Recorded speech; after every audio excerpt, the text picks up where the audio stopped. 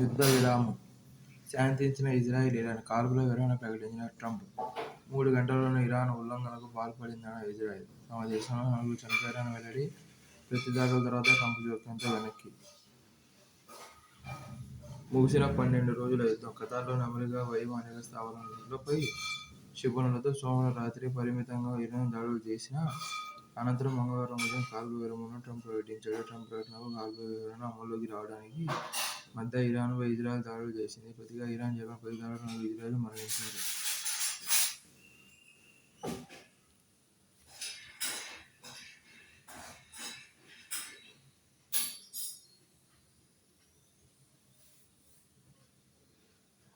శుభాంశు శుక్ల అంతరిక్ష యాత్ర నేడు మధ్యాహ్నం 12 గంటలకు ప్రయాణం. యాక్సియం 4లో భాగంగా మొత్తం 4 వ్యోమగాములు ద్వాదశ యాత్రకు బయలుదేరనున్నట్లు నాసా ఒక ప్రకటనలో పేర్కొంది. పోలవరం బనకచెర్ల సామరస్యంగానే సాధిద్దాం, తెలంగాణలో ఘర్షణ వద్దు, అవసరాలకు లోన జోక్యం కోరదాం, గోదావరి నుంచి సముద్రం వరకు గోదావరి జలాలనే వాడుకుందాం, రాజకీయ ప్రయోజనాల కోసమే తెలంగాణ పార్టీలు వివాదం చేస్తున్నాయి. గత 10 ఏళ్లుగా వారి పార్టీలను మనం అభ్యంతరం చెప్పలేదు. మంత్రివర్గ సమావేశంలో చర్చ. సిలికాన్ వ్యాలీని తలపించేలా క్వాంటమ్ వ్యాలీ నేడు విజయవాడలో వర్క్షాప్. 1990లో ఐడిఇపుగా అందిపుచ్చుకున్నట్లే ఇప్పుడు క్వాంటమ్ ఇన్నోవేషన్ గ్లోబల్ హబ్ ఏర్పాటు ఆలోచన. రాజధాని ఫస్ట్ మూవర్ ప్రయోజనాలను అందిపుచ్చుకోవాలన్నది ఆయన ఆలోచన. రాజధాని మోడల్ ప్రత్యక్షంగా పూర్వకంగా భవిష్యత్తులో 15 లక్షల మందికి ఉపాధి అవకాశాలు కల్పిస్తాయన్న స్థాయిలో ప్రభుత్వం అంచనా. క్వాంటమ్ మిషన్ పేరిట విజయవాడలో నిపుణులతో వర్క్షాప్ నిర్వహించనుంది.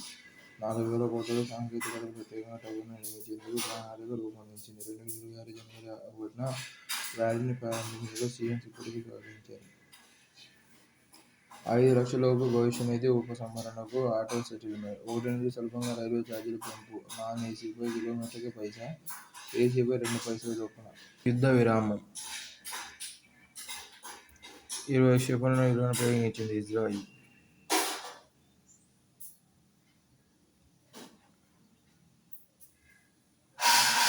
ఇరాన్ దాడుల నేపథ్యంలో తమ విమానాశ్రయాలను కొన్ని గంటల పాటు మూసివేయాల్సి వచ్చిందని ఇజ్రాయెల్ ప్రకటించింది. ఇరాక్లో రాడార్ వ్యవస్థల ధ్వంసం. ఇరాక్లోని సైనిక స్థావరాలపై సోమవారం రాత్రి డ్రోన్లతో ఇరాన్ దాడులు చేసింది. ఇందులో కొన్ని అమెరికా స్థావరాలు ఉన్నాయి. ఈ విషయాన్ని ఇరాక్తో పాటు అమెరికా మంగళవారం ధృవీకరించింది. ఖతార్ మేజర్ జనరల్ షారిక్ అల్ ఘాజీ మంగళవారం తెలిపారు. ట్రంప్ మాత్రం 14 క్షిపణులతో ఇరాన్ను దాడులు చేసిందని, 11 క్షిపణులను అడ్డుకున్నామని, ప్రమాదం లేకపోవడంతో ఒక దానిని వదిలేశామని తెలిపారు. 12 రోజుల పాటు జరిగిన ఇజ్రాయెల్-ఇరాన్ యుద్ధంలో రెండు దేశాలకు భారీ నష్టం జరిగింది. ఇరాన్ దాడిలో 24 మంది ఇజ్రాయెలీలు మరణించగా 1000 మంది పైగా గాయపడ్డారు. ఇజ్రాయెల్ జరిపిన దాడిలో 974 మంది ఇరానియన్లు మరణించగా 3450 మంది గాయపడ్డారు. యుద్ధం నేపథ్యంలో ఇజ్రాయెల్లో ఉన్న 250 మంది తమ దేశీయులను అమెరికా తరలించింది.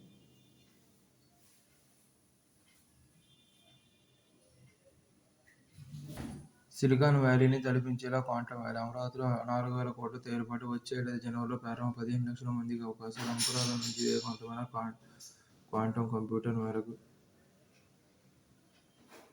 15 లక్షల ఉద్యోగాలు. డీప్టెక్ హబ్గా దీన్ని తీర్చిదిద్దేలా ప్రభుత్వం ప్రణాళిక.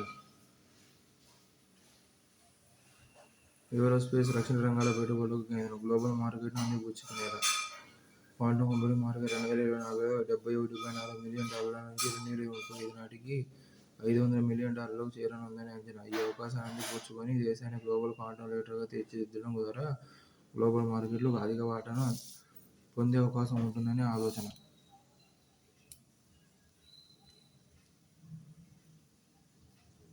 భౌతిక శాస్త్రవేత్త ఎంఆర్ రాజు కన్నుమూత. రేడియేషన్ థెరపీపై పరిశోధనలో ప్రత్యేక గుర్తింపు.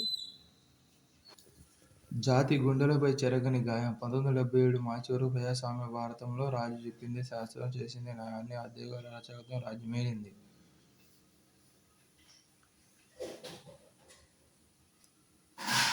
1929 లాహోర్ సభలో భారత జాతీయ కాంగ్రెస్ ఆమోదించిన పూర్ణచంద్ర తీర్మానం స్పష్టీకరించి 1977 ఎన్నికల్లో ఆ హక్కును సద్వినియోగం చేసుకున్న జనభారతం ఇందిరాగాంధీని సాగనంపి జనతా సర్కార్కు పట్టం కట్టింది. ఎమర్జెన్సీ సమయంలో రాజ్యాంగంలో జరిగిన అపచారాలను సరిదిద్దే కృషి ఆపై జరిగింది.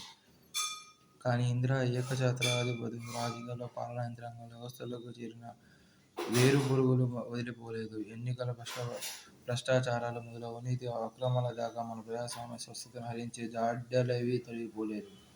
అవి వాటి రూపంలో సమిష్టిగా గలమెత్తడం, గౌరవప్రదంగా జీవించే హక్కును భంగం వాటిల్లకుండా చూసుకోవడం, ప్రజాతంత్ర సంప్రదాయాలను కాపాడుకోవడం అందరి బాధ్యత. ప్రగతిశీల భారత నిర్మాణానికి అదే తోవ. పాక్ పోకడలే సార్కుకు శాపాలు. ఇటీవల జమ్మూ కాశ్మీర్ పాల్గొన్న పర్యాటక ఉపజాతుల దాడికి ప్రతిగా భారత్ పలు కఠిన చర్యలు తీసుకుంది. సార్క్ వీసా మినహాయింపు పథకాన్ని పాకిస్తానీ జాతీయులకు వర్తించకుండా రద్దు చేసింది. సార్క్ దేశాల మధ్య ప్రాంతీయ సహకారాన్ని పెంపొందించడంతో పాటు ప్రజల మధ్య అనుసంధానాన్ని ప్రోత్సహించాలనే లక్ష్యంతో గతంలో ఆ పథకాన్ని ప్రవేశపెట్టారు. పాకిస్తాన్ అగ్రచార కారణంగా సార్క్ మనుగడే ప్రశ్నార్థకంగా మారింది. 1993లో నెలకొన్న ఐరోపా సమాఖ్య ప్రపంచంలో ప్రాంతీయ సహకారానికి విజయవంతమైన ప్రతీక. అంతకన్నా ముందే 1985లో ఢాకాలో ప్రారంభమైన దక్షిణాసియా ప్రాంతీయ సహకార సంఘం సార్క్ మాత్రమే మాదిరిగా విజయవంతం కాలేదు. మొదట్లో 7 దేశాలతో భారత్, పాకిస్తాన్, బంగ్లా, శ్రీలంక, నేపాల్, భూటాన్, మాల్దీవులు మొదలైన సార్క్లో 2007లో ఆఫ్ఘనిస్తాన్ 8వ దేశంగా, ఆఫ్ఘనిస్తాన్ 8వ సభ్య దేశంగా మారింది. సార్క్ దేశాలు ఉపాధ్యాయులు, గ్రంథాలయ మేధావులు, శాస్త్రజ్ఞులు, ఇతర వృత్తి నిపుణులను ఇచ్చిపుచ్చుకొని ప్రపంచంలోని ఉత్తమ శ్రేణి మానవ వనరులుగా సిద్ధం చేసుకోవాలని లక్ష్యించాయి. నేడు సార్క్ దేశాల విస్తీర్ణం 20 లక్షల చదరపు కిలోమీటర్లు. ఆ దేశాల మొత్తం జనాభా 200 కోట్లు. అంటే ప్రపంచ జనాభాలో 20% సార్క్ దేశాల్లో నివసిస్తుందన్నమాట. సార్క్ దేశాల తలసరి ఆదాయం అంతంత మాత్రమే. ప్రపంచ బ్యాంకు లెక్క ప్రకారం తలసరి ఆదాయం $13,450గా ఉంది.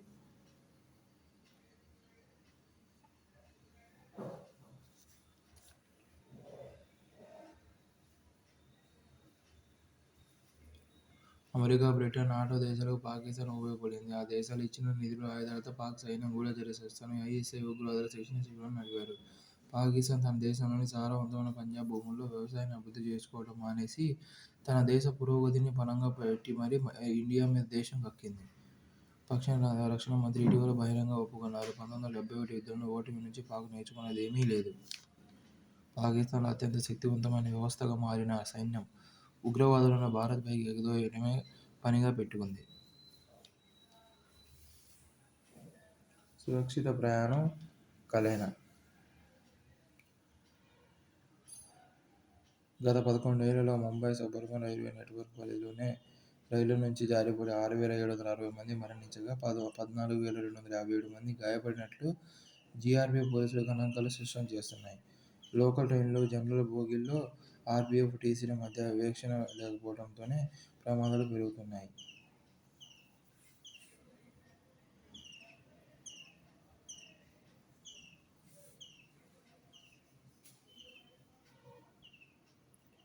ఢిల్లీ రైల్వే స్టేషన్లో గంటకు 1,500 సాధారణ టికెట్లు విక్రయిస్తున్నట్లు గుర్తించారు. అధిక సంఖ్యలో జనరల్ టికెట్ల జారీ, రైల్వే అధికారులు చేసే ప్రకటనలో స్పష్టత కొరవడి గందరగోళం నెలకొంటోంది. తప్పు స్లాట్లు వంటి ప్రమాదాలు పునరావృతం కాకుండా రైల్వే స్టేషన్లలో రద్దీ నియంత్రణకు మెట్రో తరహాలో టికెట్లు స్కాన్ చేసిన తర్వాతే లోపలికి ప్రవేశించేలా సాంకేతిక వ్యవస్థను అమలు చేయడంపై రైల్వే శాఖ దృష్టి సారించాలి. ప్రస్తుత రైళ్లలో సౌకర్యాలు పెంచేందుకు వెచ్చించాలి. వీటితో పాటు సాధారణ స్లీపర్ బోగీలను పెంచడం ద్వారా ప్రయాణికుల ఒత్తిడిని తగ్గించవచ్చు. నీరజ్కు మరో టైటిల్. సూపర్ ఫామ్లో ఉన్న javelin throw star Neeraj Chopra ఖాతాలో మరో టైటిల్ చేరింది. మంగళవారం 85.29 మీటర్ల త్రోతో పోలెండ్ స్పైక్ మీట్లో అతడు విజేతగా నిలిచాడు. దక్షిణాఫ్రికాకు చెందిన డవ్ స్మిత్ 84.1 మీటర్లు రెండో స్థానం సాధించాడు. ప్రపంచ మాజీ ఛాంపియన్ ఆండర్సన్ పీటర్స్ 86.63తో మూడో స్థానంలో సరిపెట్టుకున్నాడు. మార్చికల్లా వైమానిక దళానికి 6 తేజస్ విమానాలు. ఇంజన్ల సరఫరాతోనే ఆలస్యం.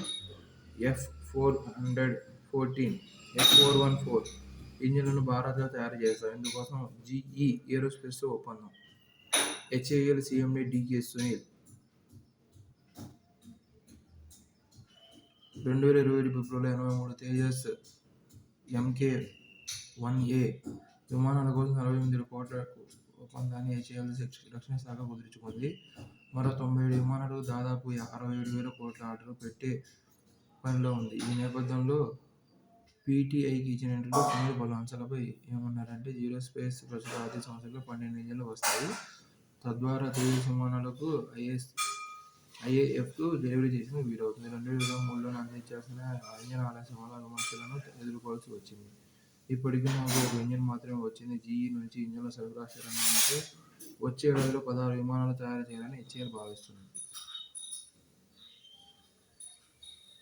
F414 ఇంజన్లు మన దేశంలో తయారు చేయడం కోసం అమెరికా రక్షణ సంస్థ జీఈ ఏరోస్పేస్తో మార్చికల్లా ఒప్పందం కుదుర్చుకుంటాం. 5 ఏళ్లలో 17,000 కోట్ల బడ్లు. అదానీ గ్రూప్ చైర్మన్ గౌతమ్ అదానీ తగ్గారు నెగ్గారు. ఆపరేషన్ రైజింగ్ లయన్ పేరుతో ఇరాన్పై ఇజ్రాయెల్ దాడులకు దిగింది. ఒమన్లో జరగాల్సిన ఇరాన్ అమెరికా చర్చలు యుద్ధం నేపథ్యంలో నిలిచిపోయాయి. 15/6/2025 టెహ్రాన్లో 80 లక్ష్యాలపై ఇజ్రాయెల్ దాడి చేసింది. ఇరాన్ అధినేత ఖమేనీని హతమార్చడానికి చేసిన ప్రయత్నాన్ని అమెరికా అధ్యక్షుడు డొనాల్డ్ ట్రంప్ అడ్డుకున్నారు. 16/6/2025 ఇజ్రాయెల్లోని టెల్ అవీవ్, హైఫాలపై ఇరాన్ దాడులు చేసింది. 17/6/2025 ఇరాన్లోని 12 క్షిపణి ప్రయోగాల కేంద్రాలపై ఇజ్రాయెల్ దాడులు చేసింది. G7 సదస్సును డొనాల్డ్ ట్రంప్ అర్థాంతరంగా తిరిగి రాక ఖమేనీ ఎక్కడ దాక్కున్నారో తమకు తెలుసని వ్యాఖ్య. 18/6/2025 40 చోట్ల దాడులు, ఇరాన్ గగనతలపై ఆధిక్యం సాధించమని వెల్లడి. కొద్దిగా సెజిల్ క్షిపణులతో ఇరాన్ దాడి. సెజిల్ 19/6/2025 నతాంజ్ అణు కేంద్రం, భార జల యూనిట్లపై ఇజ్రాయెల్ దాడులు. 20/6/2025 ఇజ్రాయెల్లోని నెవటిమ్ హాస్టల్ కేంద్రాలపై క్షిపణులతో దాడులు చేశామని ఇరాన్ వెల్లడి. 21/6/2025 ఇస్ఫహాన్లోని అణు కేంద్రంపై ఇజ్రాయెల్ దాడి. 22/6/2025 నతాంజ్ పోర్టులో ఇస్ఫహాన్ అణు కేంద్రంపై అమెరికా దాడి. పోర్టుపై ప్రపంచంలోని శక్తివంతమైన బంకర్ బస్టర్ బాంబుల ప్రయోగం.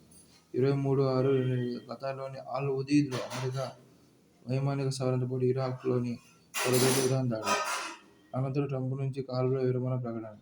వెంటనే అమల్లోకి వచ్చిన యుద్ధవిరమణ. 12 రోజుల యుద్ధానికి తాత్కాలిక ముగింపు.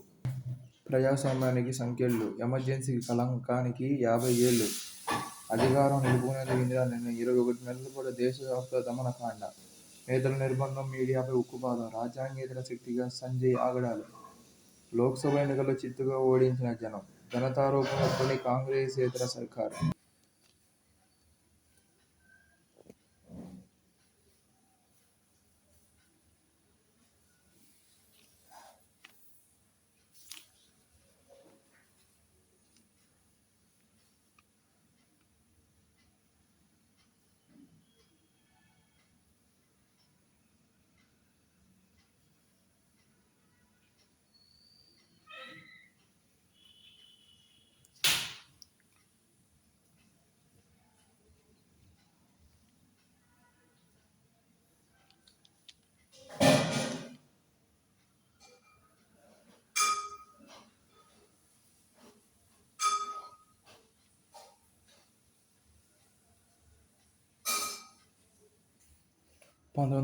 జూన్ 25న భారతదేశంలో ఎమర్జెన్సీ విధించబడింది.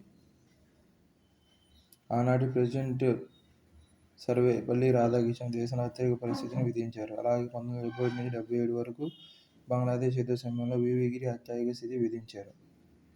1966లో రెండవసారి ప్రధాని అయిన 1971లో మన దేశం అత్యవసర పరిస్థితుల్లోనే ఉంది. 1966 జనవరి 24న ఇందిరాగాంధీ భారత ప్రధాని అయ్యారు. సోషలిస్టు భావాలను ఇందిరా క్యాపిటలిస్టు భావజాలాన్ని బలపరిచే మొరార్జీ దేశాయ్ వంటి నాయకుల నుంచి అడుగడుగునా అవరోధాలు ఎదురవుతూనే ఉన్నాయి. 1962లో నెహ్రూ నాయకత్వంలో 361 సీట్లు గెలిచిన కాంగ్రెస్ 67లో ఇందిరా నాయకత్వంలో 243 స్థానాలతో సరిపెట్టుకోవాల్సి వచ్చింది. ఏదైనా సంపూర్ణ చికిత్స చేస్తే గానీ కాంగ్రెస్ నిలబడే అవకాశాలు కనిపించడం లేదు. 1969 జూలై 15 నాటికి 50 కోట్లు మించి డిపాజిట్లున్న 14 బ్యాంకులను ప్రభుత్వపరం చేస్తూ ఆర్డినెన్స్ జారీ అయింది.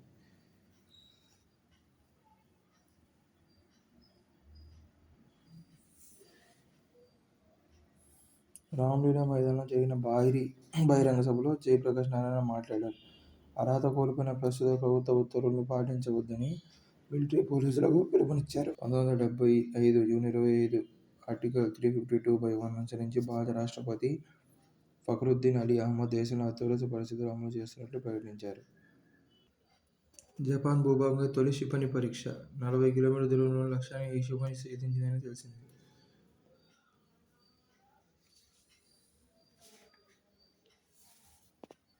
సుస్థిర అభివృద్ధిలో భారత్కు మెరుగైన ర్యాంక్. దేశాల జాబితాలో భారత్ 99వ ర్యాంకును సాధించింది. 167 దేశాల ఐక్యరాజ్యసమితి ఎస్డీజీ సూచీలో భారత్ టాప్ 100లో చోటు దక్కించుకోవడం ఇదే తొలిసారి కావడం విశేషం. 2025 ఏడాదికి గాను 67 స్కోరుతో భారత్ మెరుగైన స్థానాన్ని సంపాదించిందని నూతన సుస్థిరాభివృద్ధి నివేదిక వెల్లడించింది.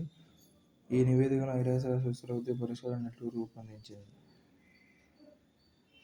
జమైకా 2వ ర్యాంక్. సూచీలో బార్బడోస్ తొలి ర్యాంకు సాధించింది. జమైకా 2వ ర్యాంక్. ట్రినిడాడ్ టొబాగో 3వ ర్యాంకు సాధించింది. G20 దేశాల్లో చూస్తే 25 ర్యాంకుతో బ్రెజిల్ మెరుగైన ర్యాంకు సాధించింది. 74.4 స్కోరుతో చైనా 49వ ర్యాంకు, 75.2 స్కోరుతో అమెరికా 44వ ర్యాంకు సాధించి ముందంజలో ఉన్నాయి. భారత్ పొరుగు దేశమైన భూటాన్ 70.5 74వ ర్యాంకు. పాకిస్థాన్ కేవలం 57 స్కోరుతో ఏకంగా 140 ర్యాంకు సాధించింది. మాల్దీవులు 53వ ర్యాంకు సాధించడం విశేషం. తీవ్ర ఆర్థిక సంక్షోభంలో ఉన్న శ్రీలంక సైతం భారత్ కంటే మెరుగైన 93వ ర్యాంకును సాధించింది.